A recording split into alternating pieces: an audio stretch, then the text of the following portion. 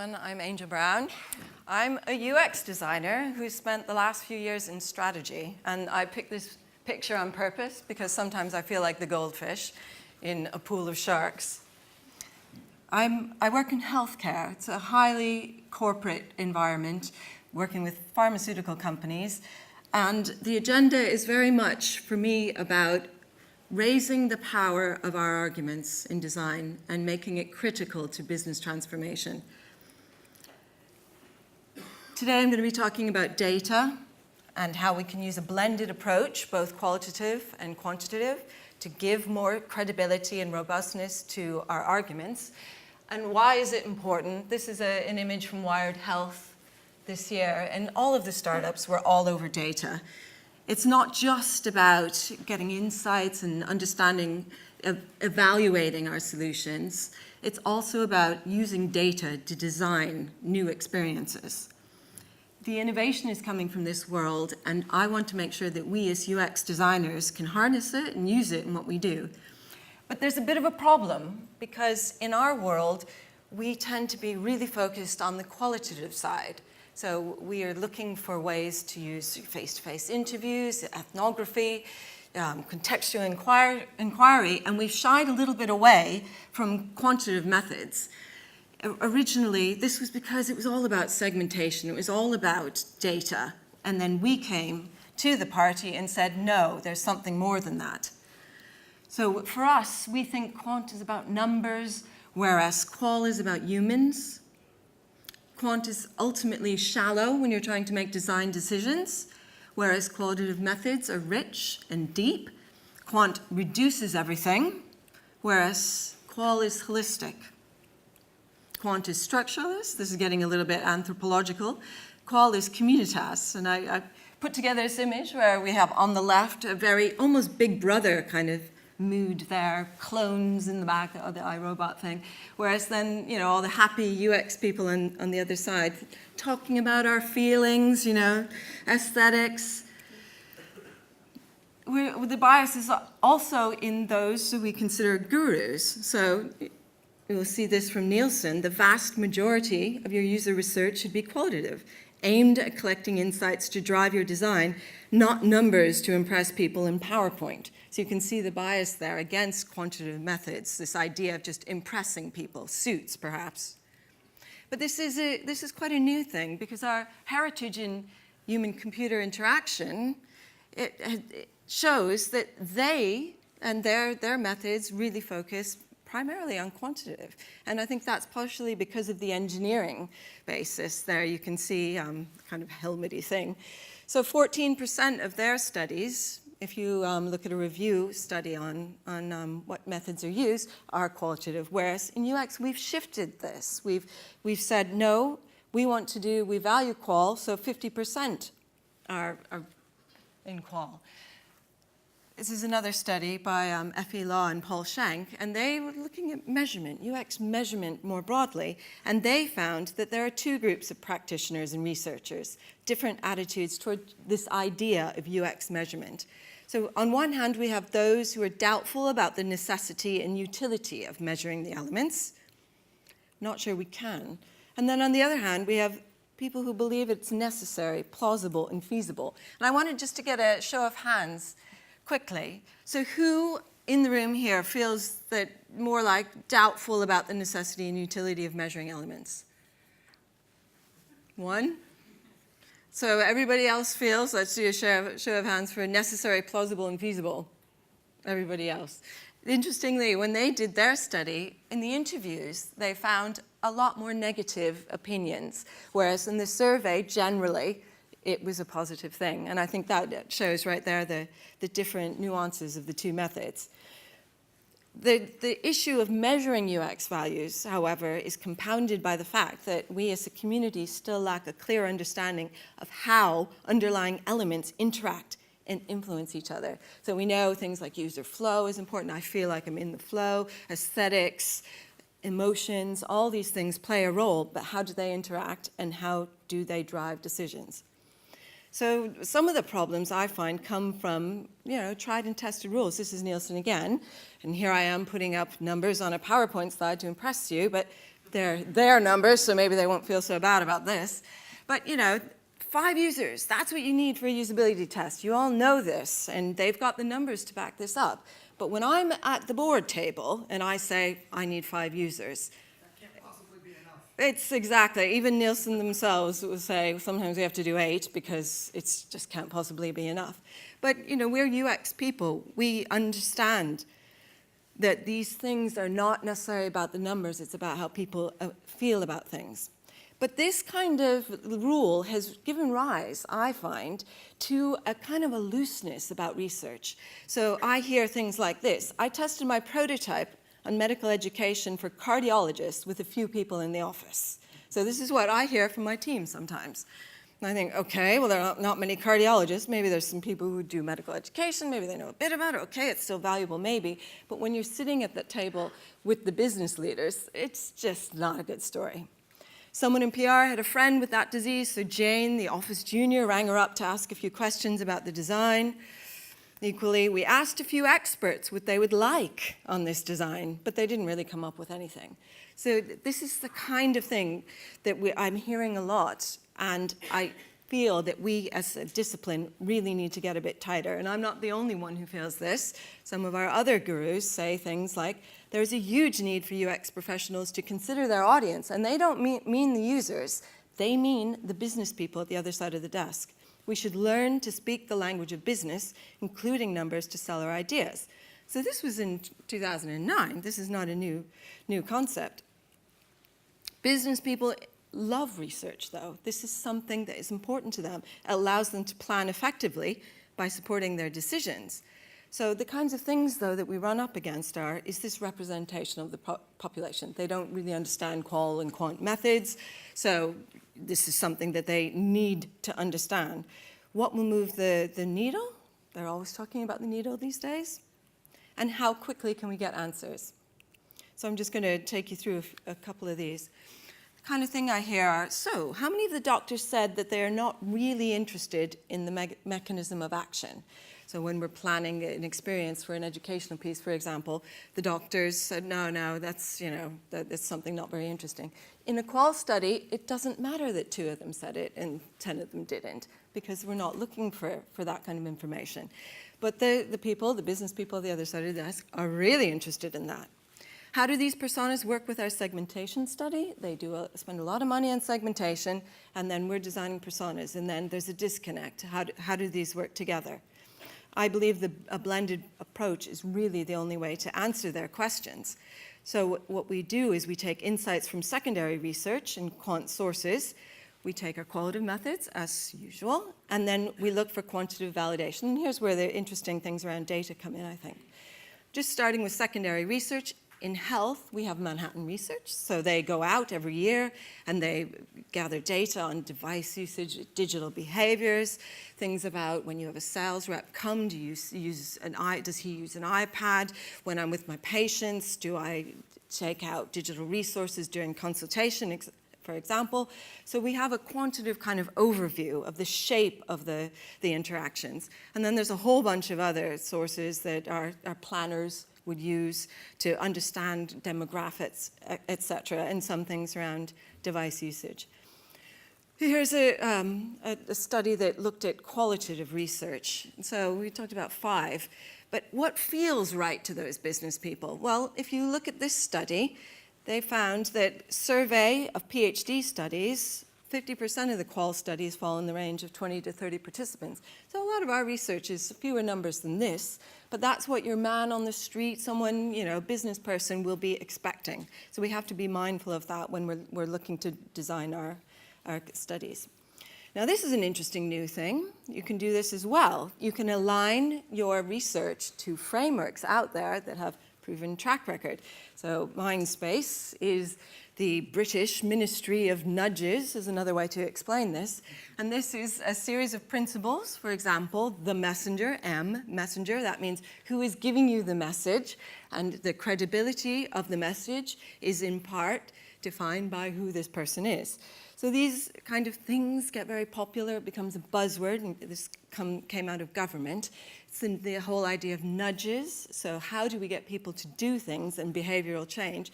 Very hot in government at the moment. So you can arrange your design of the study around a framework like this, and automatically you get more credibility. And here's a simple way that we designed an HCP portal for doctors in 12 countries. Started with our usual qualitative methods, personas and journeys, and we tested prototypes, 12 respondents, 3 markets, and then we repeated this iteratively, and we also tested some creative stimuli, but then we used a quantitative method at the end to answer the question, which design wins? So I think we had 3 creative routes, and we did a survey, 100 doctors, 5 markets. The pharma guys love this because you have an answer. And the best thing about it is that it's supported by data, so that when they are talking to their bosses next year and maybe the figures in engagement aren't looking so good, they say, well, look, we tested it, this one won. Now, these are all things that you will be familiar with. We've got a lot of numbers we can pull out of our own toolboxes. So optimal sort, tree jack testing, we all do that kind of thing. I'm interested in the one in the middle. I haven't personally done this, but because Ogilvy is very capable in advertising, this is something that we do. So what you're doing there is the user is watching a video or an advert, and we're recognizing emotions by the facial recognition. This is something that I think we will see more and more of. It's a little bit along the lines of the HCI image that I showed you earlier. And then, of course, we've got user Zoom. AYTM is a survey tool that I'm looking to use. You can get quite a narrow sample. People with psoriasis, age whatever. It's a panel, and that's something that I think is a good way to give some numbers to the findings of a qual study. And then we've got our heat maps, which always impress. Eye tracking, they love that kind of thing. So if you can dot in a flavor of that, then you will be in good stead with the business guys. Okay, search. I'm very interested in search, and it's pretty timely now. We've got the election coming up. Can we predict election results with search? I dug into this and found actually, kind of. It's not very good, really. But search insights are something that the people who do the predictions for a living use as an input. So they come up with better success figures, but still, this is important information. It can be an element that moves the needle.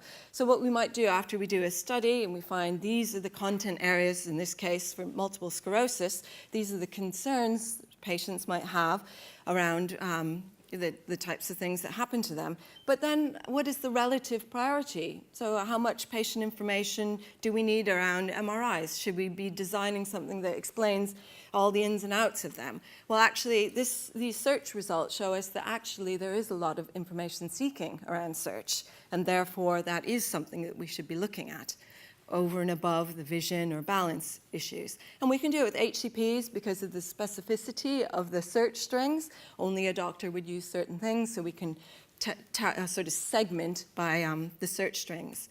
It's not an exact science, but again, if you put some numbers next to it, it does help. Now, I love social. Ogilvy is very, very capable in social, and I found that can do, it's like digital ethnography, but a little bit more. You can go through the patient forums. You can look at experiences like this. This is a woman who has irritable bowel disease, and she actually doesn't have, I think, her lower intestine at all. But you can see the types of information that we can get from this kind of data. Patient experiences, the types of things that are important to them, information seeking, and then what and who inspires them. Now, this is very interesting to me, dynamic data, because you can plot along a patient's whole pathway. So if you're designing a patient support program, for example, where are the key moments when information seeking is most critical? So there you can see underneath each of those, is it normal? Should I see a doctor? Now, these are the kinds of things that they're wondering. We can also, we can also see the actual quote, so it gives it more depth and becomes more of a deeper picture. Now, I've done quite a lot of research like this and come up with quite a good sort of picture of a patient's experience with a disease. And then I found things like these online aggregators of social data. We're really in the infancy of these types of sites, but Trito goes and scrapes patient forum from all over the place and then comes up. The most interesting thing is it comes up with indicators here. So what people say about Tysabri, and you can see how many posts have been brought into that figure there, positive and negative. And it really came to my attention after having done a huge social listening kind of digital ethnography study that actually the answer was right there on Trito. And I thought, well, maybe we don't need to do quite so much because there are some parameters that really make a difference. I'm thinking a little bit like a net promoter score, for example. What do people say about Copaxone? Side effects tend to be really important. Now, on the left side here, you've got the top one actually is serious. It kills you. And so even though the other ones are not commented on so much because of the gravity of that one, needs to be weighted. And that's where the whole thing kind of breaks down. You need to have the insights, the qualitative insights that we've already generated to understand the value of this data and to then understand how it might be involved in moving the needle. But I think this is very interesting, and it's something that we are looking more and more to do, even possibly build ourselves. So you can see here a typical persona then builds in the quantitative measures as well as the qualitative measures, and that gives it more power for those people sitting across the desk.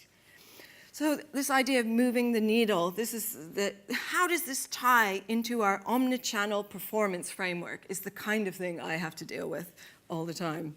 And how can you ensure this design of yours will help people stay on treatment? So that just being very focused on what they are trying to do is very important. It sounds trivial, but actually we do a lot of research and then we say, well, we found this and we found that, but if it isn't aligned to what they're trying to do, then the value of it, then the whole research kind of gets put to one side, and they're saying, okay, then what are we going to do here? So in this case, I was talking about a patient support program, so here we might have to do this. And we really do need to have a holistic view of the interactions. In this case, it was between a dermatologist and the patient in the consultations. But what the business people are really interested in is the majority of dermatologists consider it appropriate to retreat with this drug. However, only 51% do it regularly. So how are we going to answer that question? Well, if we do our qualitative methods, we will find out the issues involved in why you might not retreat. Maybe the patients don't come back, they think they're cured. Maybe there's a concern about the safety, etc. But just making it all very specific to what they're looking for will gain definitely a measure of credibility to what you're doing. And then business people are very interested in concrete recommendations in academia and in research. It's not always that easy to do that. But if you include a summary of 3 to 5 things that we need to do, don't say, here's a whole ton of stuff, but, here are our priorities, and give an indication how we will measure it over time using data, then this is the way to speak to business people. I mentioned the omni-channel business performance framework. Well, here are the types of things that we can measure with data.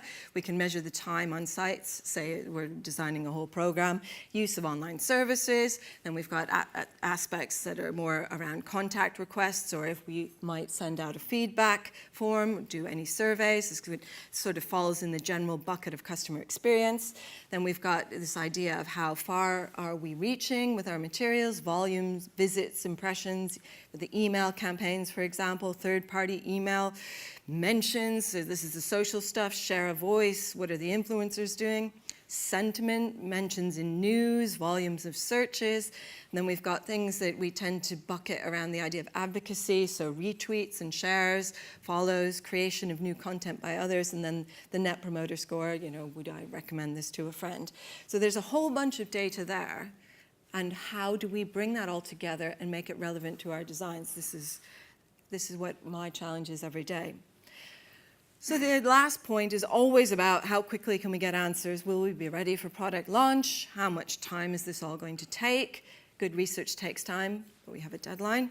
So lean is good. I think this has all been very positive, the developments in our field towards being iterative and being light, not huge waterfall methods, but we need to be robust. Business people respond to the design the plane while it's flying approach. This goes down very well because it means we don't have to invest hugely up front. So if you can align your design strategies to do a bit here, or let's try something out. It's very hot. This is the way Google talks about its design strategies. And we always need to make sure that we protect the client's decisions with evidence, because it does happen where the boss says, how come you haven't achieved with this? And we need the numbers.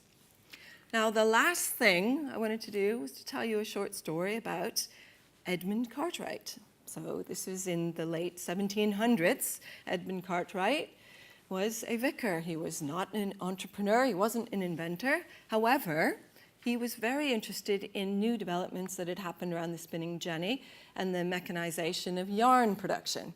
And he was at a dinner party. And he said to the others, well, if we've got so much yarn being produced, we surely don't want to send it to the continent to be used and to be woven. What if we just mechanized the weaving process? And everyone around the table said, no, you can't do that. There are too many moving parts. You can't. It's just impossible. But he, from that day, went home and made it his life's mission to design the mechanized loom. And he did. He failed, ultimately, because his design didn't win, but it was the first step in that journey towards, it was an essential part of the Industrial Revolution. Now, the way I see it is that we've got all this yarn, we have all this data out there, and it's growing, and it's growing. And we don't understand, as a discipline, and I think we have an opportunity, to use it to drive design in itself, but also at the table of business leaders, and really set design up high in the agenda. And I think the way to do that is through understanding data. I see that as very much our challenge. Thank you.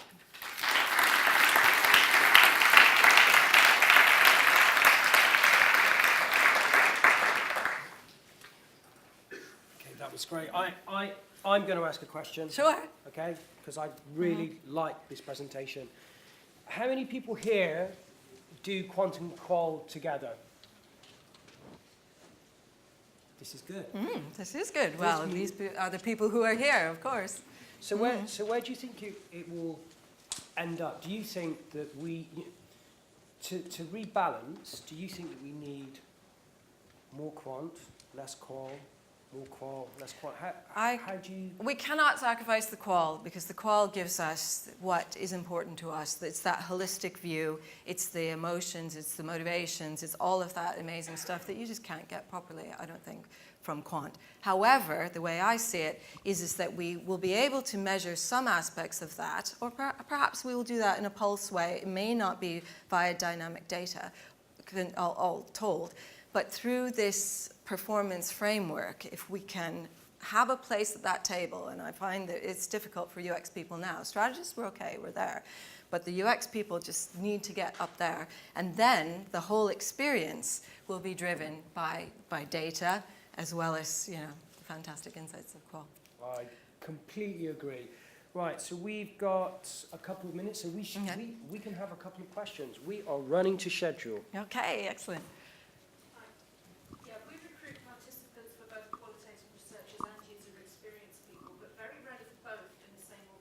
Why is it still so siloed in so many large organizations? I think it is because it depends on who's asking for the research. If it's someone more akin to the strategy or the planning department, then it's always surveys. But the UX people, if they're looking, it's going to be the qual side. So, and the two don't talk to get together very well. The quant stuff is often done up front, and then we are lucky if we get a look in on the research often. Any other questions? In one of your slides, you mentioned about dynamic data. Yeah. It looks great, but how do you get that? How do you get it? Yeah. Well, we use social media listening tools, and I have to say that they sound great in principle, and I think for the consumer world, they work okay. But for my world in health, I really struggle because I will get data, the sources that it crawls are just, laughable. Backyard chickens, for example. I was doing something in asthma. I was like, what is this backyard chickens site? They were talking about asthma in chickens, but then also a bit about asthma in humans, But do I want that source? No, I don't want that source. And that's why things like Trito are interesting. Because if you get your radian 6s or your synesios, it's, just the sources that they use are not correct. And that's why we struggle a little bit. So what we wind up doing is doing a big splurge, getting the number of posts, but then you take a qual sample. So you'll take maybe 500 posts, and then you'll go through and analyze them, much as we do with interviews.